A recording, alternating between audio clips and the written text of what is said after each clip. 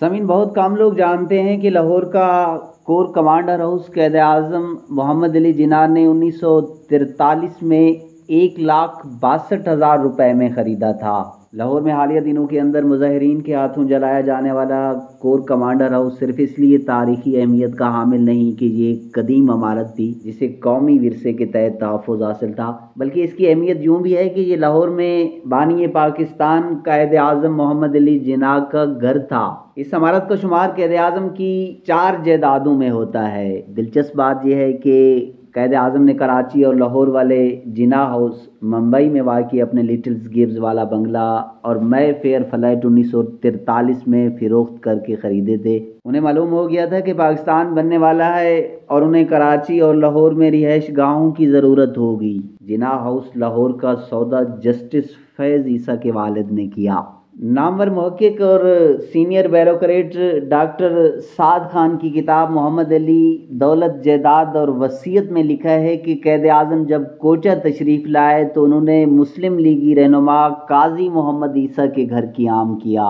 اس دوران قائد اعظم ان کے گھر کے حسن تعمیر سے اتنے متاثر ہوئے کہ انہیں کہا کہ جب آپ لاہور تشریف لائیں تو وہاں میرے لیے کوئی مکان دیکھیں۔ انہوں نے قاضی عیسیٰ کو یہ تجویز بھی کیا کہ لالا موہن لال کا مکان برائے فروخت ہے، اگر آپ کو پسند آئے تو میری طرف سے سودا کر لیں۔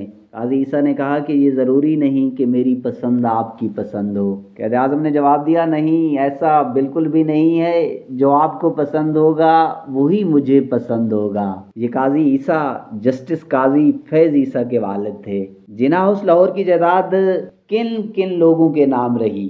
جناح ہاؤس لاہور جہاں واقع ہے، یہ جائیداد لالا شیخ دیال سیٹھ کے نام تھی، جو لاہور کی اہم سیاسی شخصیت تھے اور تعمیرات سے وابستہ تھے۔ انہوں نے 1935 میں اپنی وفات سے کچھ سال پہلے یہ جائیداد خواجہ نذیر احمد کو فروخت کر دی، جنہوں نے یہ جائیداد اپنی بیگم کے نام کر دی۔ ان کی بیگم نے یہ بنگلہ لالا موہن لال بھابن کو فروخت کر دیا۔ قائد اعظم نے یہ بنگلہ موہن لال سے جولائی 1943 میں 1,62,500 روپے میں خریدا تھا۔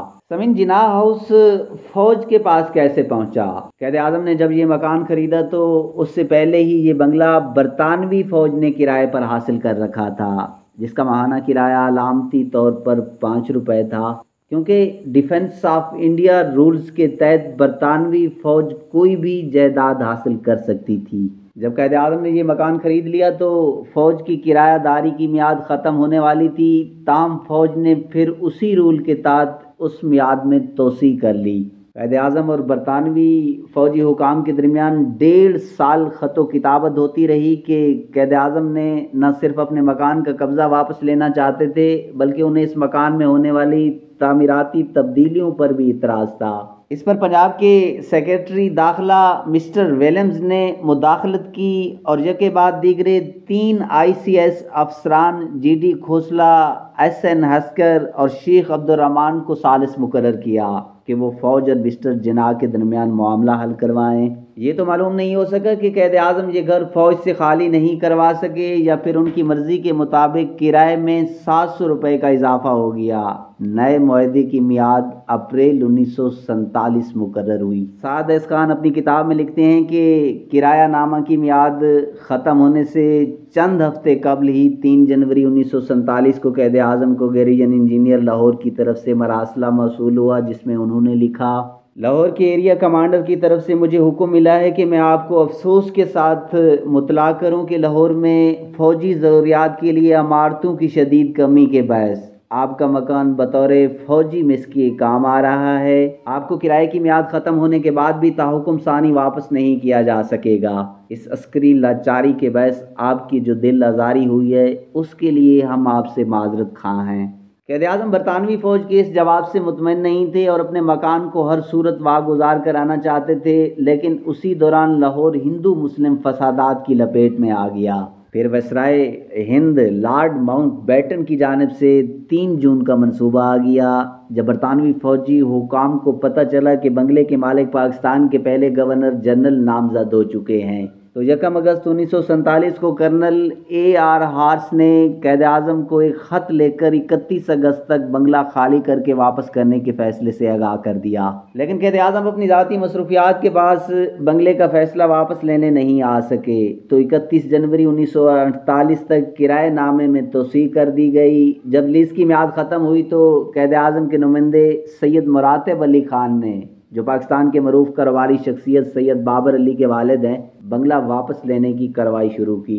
پاکستان کے عسکری حکام نے کسی متبادل جگہ کی دستیابی تک مکان کو استعمال کرنے کی اجازت طلب کر لی، جس پر قائد اعظم نے رضامندی ظاہر کر دی۔